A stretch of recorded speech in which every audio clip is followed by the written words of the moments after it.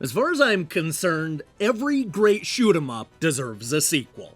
I mean, there's never been a time where I've enjoyed a shooter only to conclude that I never want more of that, because of course I want more of a great thing. And when I played Horizon Shift back in 2015, I knew I wanted to see it continue.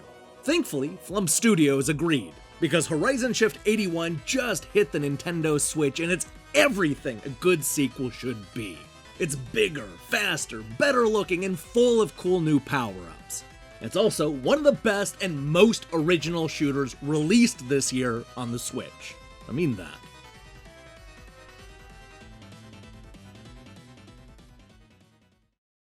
At first glance, Horizon Shift 81 looks a lot like Space Invaders and a number of other old-school shooters. But take another look, because this is actually a devilishly clever action game where you're forced to shoot enemies that are both above and below you.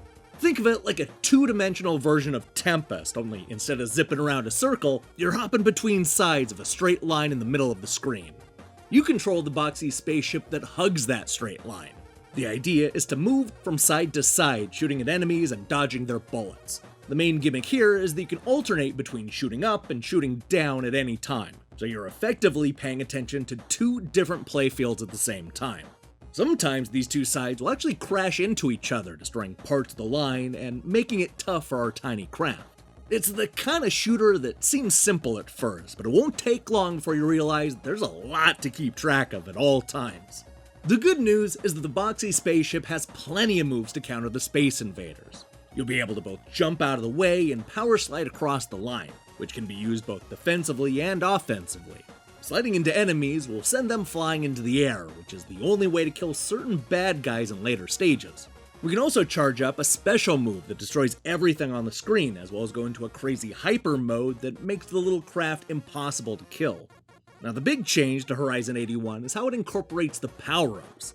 The first game had a few items that you could pick up here and there, but this takes it to a whole new level. Now we're able to equip missiles, lasers, a flamethrower, shotgun, and more. We can also pick up items that'll upgrade our ship, such as a double and triple jump, shield, satellites, and a double dash. Of course, all this goes away the moment you die, but there are moments in the game where you almost feel too powerful. Now that's not to say the game is easy, because it definitely is not. The 36 stages start simple enough, but it ramps up to the point where there's almost too much to pay attention to. This is one of those games where it's easy to blur the two sides together, especially when the line keeps moving up and down. There are also a number of challenging boss fights that are about as close as the game gets to becoming a bullet hell shooter. Thankfully, the game is generous when it comes to checkpoints, so you'll be able to make your way through Horizon Shift 81 little by little before attempting to beat all 36 stages on a single credit. Much like the original game, and most titles from Flump Studios, this sequel is loaded with extra modes. Beyond the standard arcade classic campaign, you'll also find an arranged mode, speed up mode, hyper mode, free mode, and boss mode, all of which change the way you play in big and small ways. You can also change the speed in most of the modes, as well as fiddle with the background, scan lines, graphics, and more. When it comes down to it, my only real complaint is the music. Don't get me wrong, the soundtrack is fine, but it's a bit too chaotic for this type of game. I found it more distracting than anything, which is disappointing. It's also repetitive and not in a good way. I also wish there were more things to unlock, such as different border backgrounds and graphic modes. It's also missing a way to compare high scores with other players. Other than that, I have very little bad to say about Horizon Shift 81.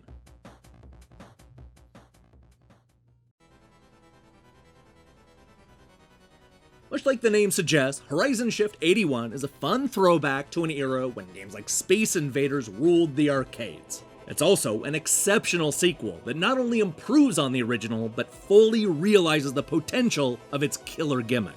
With 6 different modes, tons of power-ups, and 36 stages of challenging bad guys, there's a lot to explore in Flump Studios' newest shooter.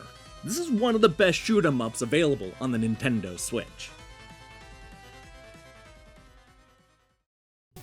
Hey, thanks for watching our review. If you liked what you saw here, then you should know that we post new reviews and features almost every day. So here's the question I have for you.